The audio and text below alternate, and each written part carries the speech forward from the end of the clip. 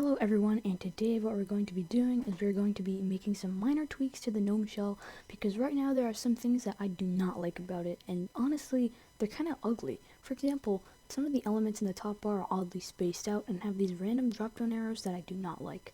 We're going to be making some tweaks like that, and also at the end we are going to be having a bonus GNOME extension, so stay tuned for that. This is what we are going to be making our GNOME shell look like, so if you like this look, please give this video a like and please subscribe to the channel.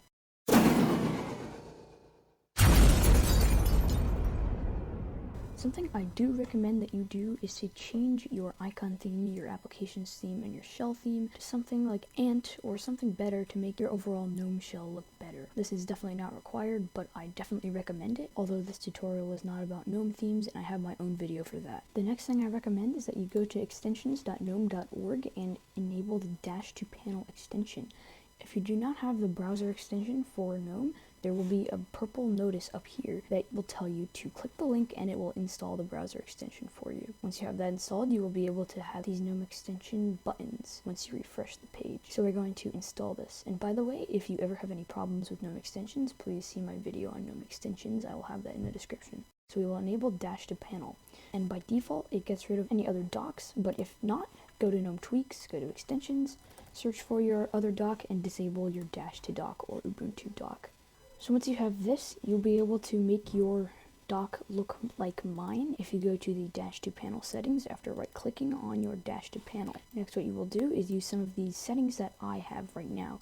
I got rid of the activities button because I did not need an activities button right here because I could just click up here. The show applications button is this. It is what you may call the dash.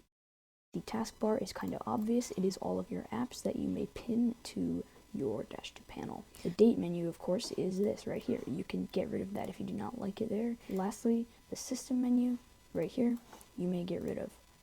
Now, if you're curious, the desktop button is this little sliver right here that you may click to view your desktop and minimize all windows. I personally like to have it here, although I don't use it very often, but there are some times that I do. My panel thickness is like around 48. I just have it a little bit less because I don't like the panel to be too big. For the panel look, instead of more of a dock look, you can set this to 100. I like to have my running indicator position on the bottom, which are these orange dots at the bottom of the apps. You can change this to segmented if you like Windows and you want a more Windows feel. You can have the full bar at the bottom, but I prefer the dots. I prefer to not override the panel theme background color because I specifically chose my shell theme, and I do not want this interfering and making it look a little bit not like the shell theme, because otherwise you'd be able to change any of these colors and it would just not look great compared to the rest of your shell theme. I usually have favorite applications on because if you turn this off, only your active applications will be shown and you will not have your favorite applications that are pinned to your shelf. You can also hide running applications that are not pinned to your dock if you do not like those. For example, I have this open, which is Extensions, the Extensions app.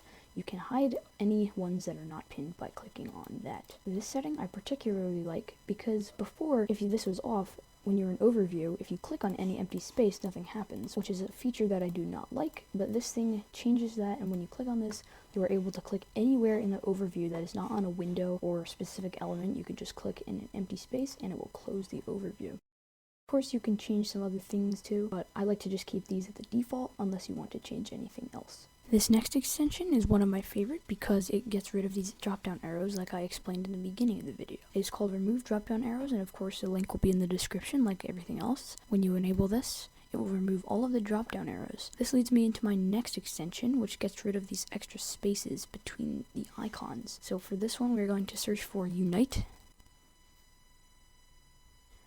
And when we enable it, it gets rid of those extra spaces, and you can also edit some other settings. For example, one of my favorite settings to add is when you're on your desktop, it says something customized like Alex Film's amazing Ubuntu laptop. To do this, all you have to do is click on the settings, go into appearance, and do top bar desktop name text, and then just enter what you want to enter. Another thing that I like to do is always hide the activities button, because if you say never, there's this activities button that I do not like to add, and there are already too many ways to get to the activities overview. So I'll always. Another thing I recommend you do is to change the wallpaper. If you go to the settings app, you can choose a bunch of wallpapers, but personally, I like to use this wallpaper. If you like this wallpaper, visit the description below, and the link will be in there. Another extension that I really like is an extension called Transparent Window, because it combines making GNOME look good and it also increases productivity. Transparent Window, as it says, changes the opacity of windows by Compass style shortcut Alt-Scroll. If you ever used KDE Plasma, they also have this exact same feature. You can click Alt and scroll on the window and it changes the opacity of the entire window. The reason I like this is because it increases my productivity, because when I need to see through a window without messing up my setup of windows, I can just do Alt-Scroll and see what's behind it. Now for the bonus GNOME extension. Throughout the video, you may have noticed the odd behavior of my windows when I move them around.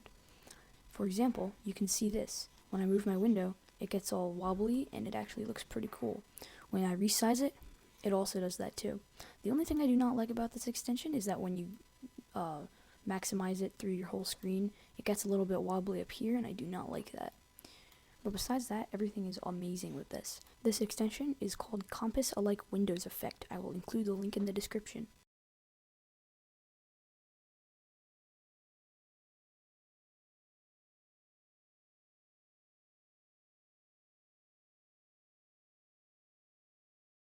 Wow, this wobbly effect is so amazing.